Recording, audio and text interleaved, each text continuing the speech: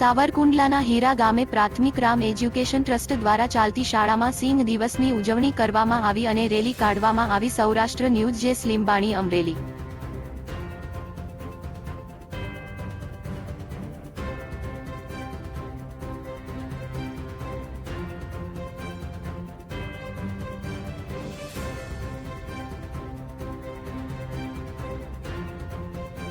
સાવરકુંડલાના હીરા ગામે પ્રાથમિક Ram education trust દ્વારા ચાલતી શાળામાં સિંહ દિવસની ઉજવણી કરવામાં આવી અને રેલી કાઢવામાં આવી. સૌરાષ્ટ્ર ન્યૂઝ જે સ્લીમબાણી, અમરેલી.